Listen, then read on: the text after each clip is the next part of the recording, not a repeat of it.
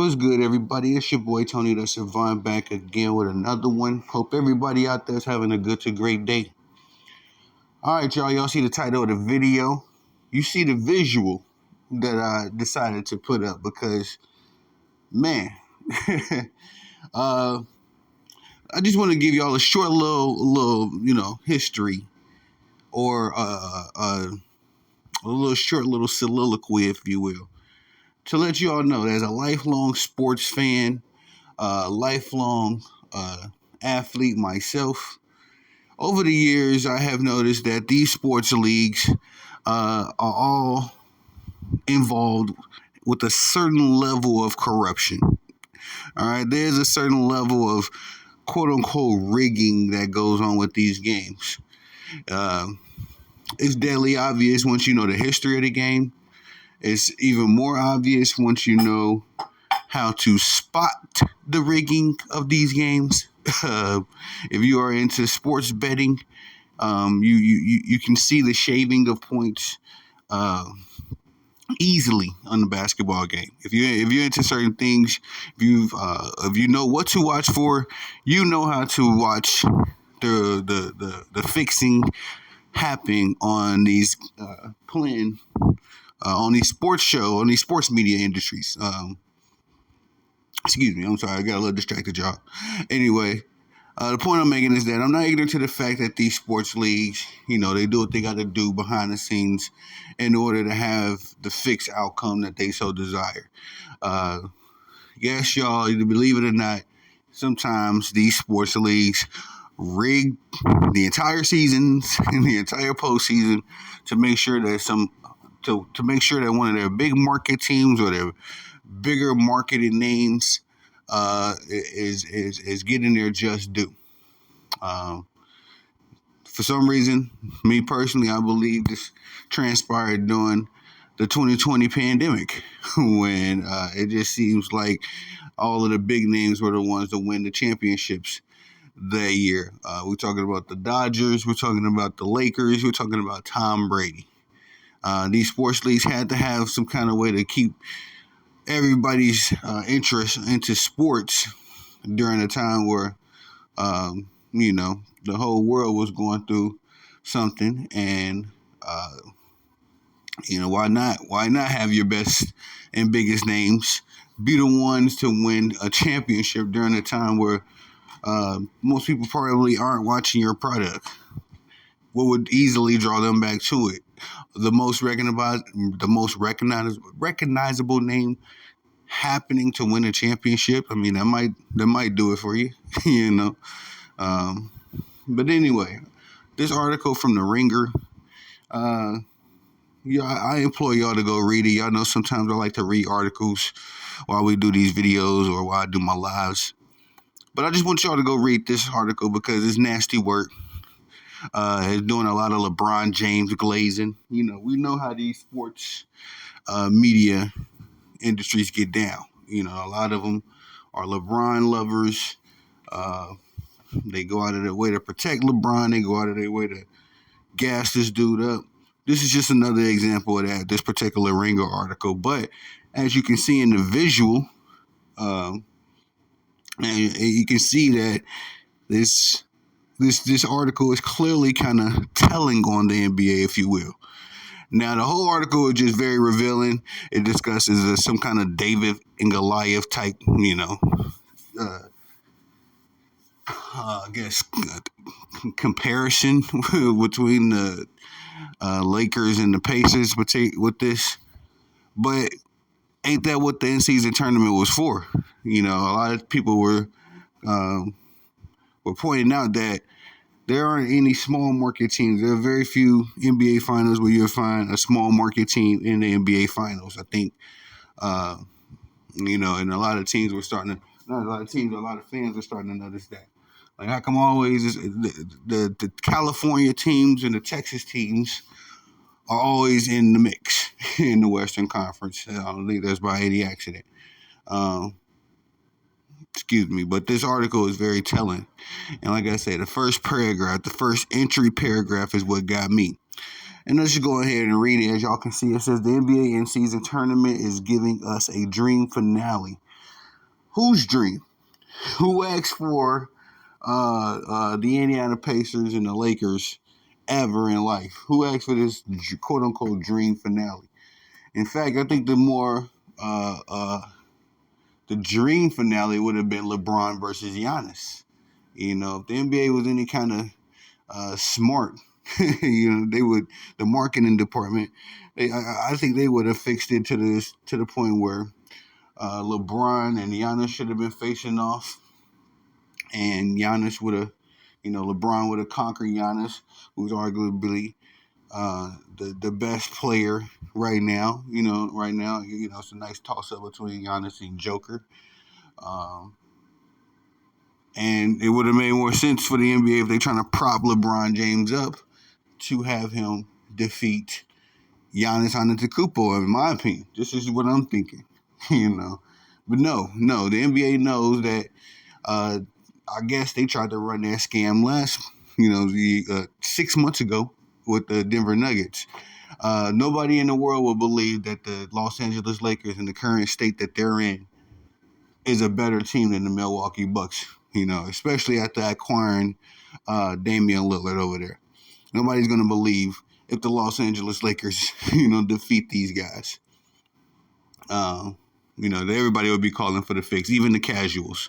I think the casuals would at least see that much. But, like I said, it's just the writing on the wall with this in-season tournament. Everybody was clamoring about the small market teams not getting their just due or their attention. So let's throw a small market team in the mix with this in-season tournament, if you will. Since it's something it's a new thing. It's a new splash. Why not put a small market team in the mix? Why not put a young budding superstar who doesn't have any scandals on him yet? I'm hoping Tyler Halliburton is clean. But Jordan Poole with his Ice Spice and his attitude issues over there in Washington, his Ice Spice scandal, his Draymond Green scandal. Nah, it wouldn't have made sense to have Washington in the mix. John Morant had, suspended, but along with all of the stuff that he had going on, wouldn't have made sense to have him in the mix. I'm peeping game, guys. Zion Williamson just made it to the quote unquote in season Final Four. He's a young talent that the NBA would like to market. Small market in New Orleans. And then there's been a subsect of NBA, fans and basketball people that I've been seeing anyway. I don't know what y'all seeing on y'all side of life, but I've been seeing a growing community calling out the NBA and Adam Silver, for purposely setting this tournament up to prop up LeBron James once again, so LeBron James can get a quote unquote something that Michael Jordan doesn't have. Although the NBA marketing team has to be full of brainless people, because what NBA fan and what barbershop is going to be sitting around talking about, what made LeBron James better than Michael Jordan? That in-season tournament. That in-season tournament that 77% of NBA fans right now, right before the final. Today is the day of the final, y'all, or the quote-unquote finale, in-season tournament finale. 77% of NBA fans cannot explain to you what they just witnessed or what just happened in the NBA as far as this in-season tournament. Me included. I mean, I've tried to read into it several times, watched heck of videos on it. At this point, I do not care about the in-season tournament, and I'm just ready to do away with it. But I see the fixes in. I see, you know what I'm saying?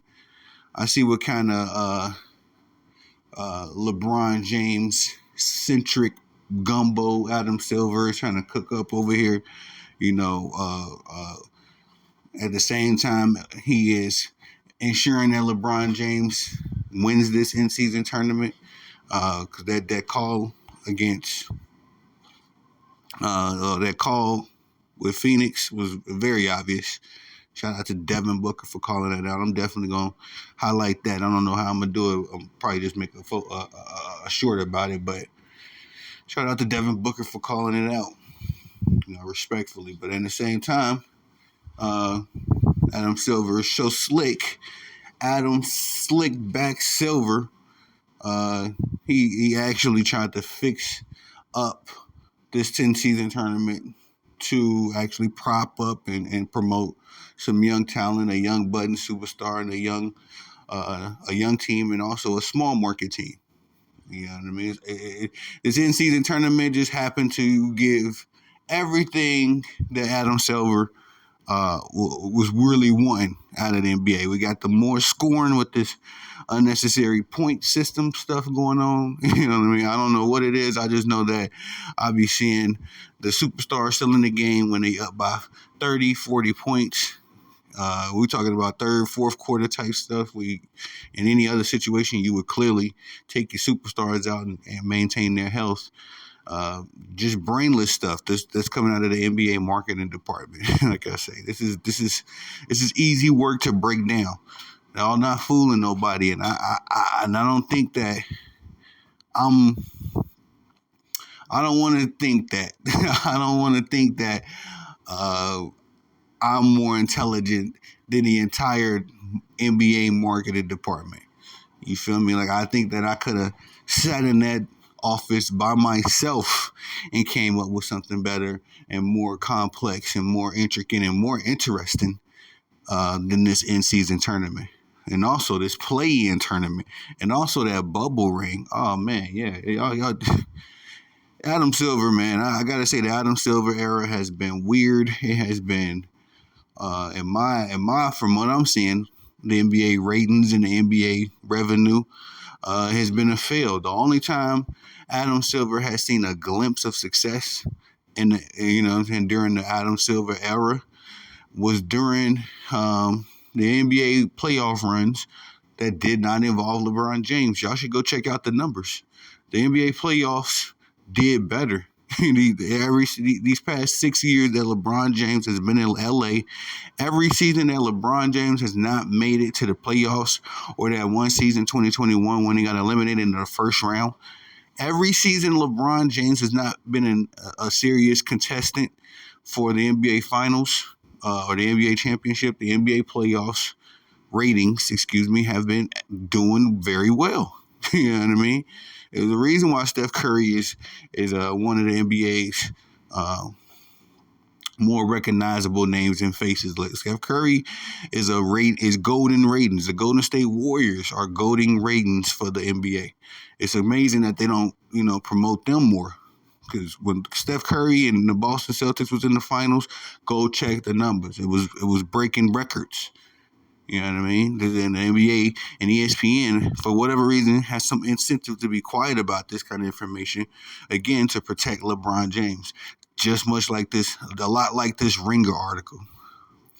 But like I said, y'all go read it yourselves. Y'all tell me what y'all think about it. Very telling.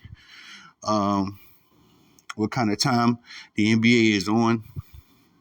The David and Goliath matchup is set.